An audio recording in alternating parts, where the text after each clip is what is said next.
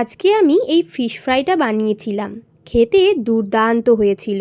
আর এটা বানানো ভীষণ সহজ, তাই ভাবলাম রেসিপিটাও তোমাদের সাথে ঝটপট শেয়ার করে নিই। তাহলে চলো বানানোটা শুরু করি। এখানে আমি 700 গ্রামের মতো পুকুরের পাঙস মাছ নিয়েছি।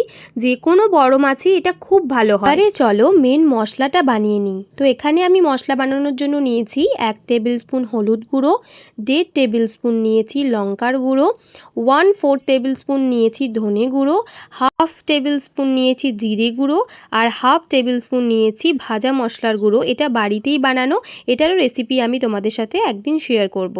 আর নিয়েছি 1/2 টেবিল স্পুন কাশ্মীরি লাল লঙ্কা। তারপরে নিয়েছি পরিমাণ মতো নুন, মাছে যতটা নুন লাগবে।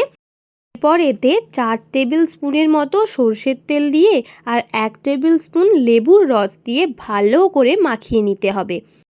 ভালো করে সব কিছু একসাথে মিশিয়ে নেওয়ার পর এই মশলাটায় মাছের গায়ে খুব ভালো মতো মিশিয়ে দিয়ে 15 মিনিটের মতো চাপা দিয়ে ম্যারিনেশনে রেখে দিতে হবে। আমি এখানে মাছগুলোর মধ্যে ভালো করে এই মশলাটা মাখিয়ে নিচ্ছি।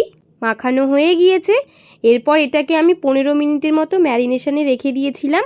এরপর প্যানে কিছুটা তেল দিয়ে এক এক করে মাছগুলো দিয়ে দিচ্ছি। একটু কমই তেল দিয়েছি কারণ এই মাছে ভীষণই তেল ছাড়ে, তাই এতে একটু কম তেলই রাখবো। মাছগুলো সব একে একে দিয়ে দেওয়ার পর এইগুলো ভালো করে ঢাকনা চাপা দিয়ে ভেজে নেব, কারণ এই মাছে ভীষণই ছিটা আসে।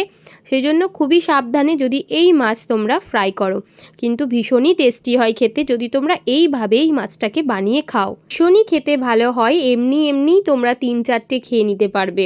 গরম ভাতের সাথে তো দুর্দান্ত লাগে। তো মাছগুলো আমার এখানে ভাজা হয়ে গিয়েছে, আমি একে একে তুলে নিচ্ছি। বাকি যেই মাছগুলো রয়েছে ওগুলোও সেমভাবে উল্টে পাল্টে ভালোভাবে ঢাকনা চাপা দিয়ে ভেজে নেব। মাছ ভাজার সময় কিন্তু আমরা গ্যাসের ফ্লেমটা মিডিয়াম ফ্লেমেই রাখবো, হাই ফ্লেমে দেবো না, কারণ এটা চুঁয়ে যাবে। ওপরের অংশটা চুঁয়ে যাবে আর ভেতরের অংশ কিছুই হবে না, সেই জন্য মিডিয়াম ফ্লেমে রাখবো। তো দেখতেই পাচ্ছ এক পাশে আমার ভাজা হয়ে গিয়েছে, আমি আর এক পাশে উল্টে দিয়েছি। ঠিক এইভাবেই অপর পাশটাও ভেজে নেব। তো এটাও আমার ভাজা হয়ে গিয়েছে, দেখতেই পাচ্ছ কতটা সুন্দর হয়েছে। এটা দেখার থেকেও খেতে সবথেকে বেশি টেস্টি হয়েছিল। যারা খায় না আমাদের বাড়িতে তারাও খেয়েছে বলে ভীষণ ভালো হয়েছে। তো এই মাছ কোনোদিনও যদি বাড়িতে আসে অবশ্যই এইভাবে ফিশ ফ্রাইয়ের মতো করে খেয়ে দেখো, ভীষণই ভালো লাগবে খেতে। আর এই ফিশ ফ্রাইটা গরম ভাতের সাথে দুর্দান্ত খেতে লাগে। শুধু একটু পেঁয়াজ আর একটু লেবু, বাস আর কিছু লাগে না। তো এখানে আমার ফিশ ফ্রাই একদম কমপ্লিট। আমার আজকের এই ফিশ ফ্রাইয়ের রেসিপি যদি তোমাদের ভালো লাগে একটা লাইক করো, আর ভিডিওটা কেমন লেগেছে অবশ্যই কমেন্টে লিখে জানিও। ধন্যবাদ।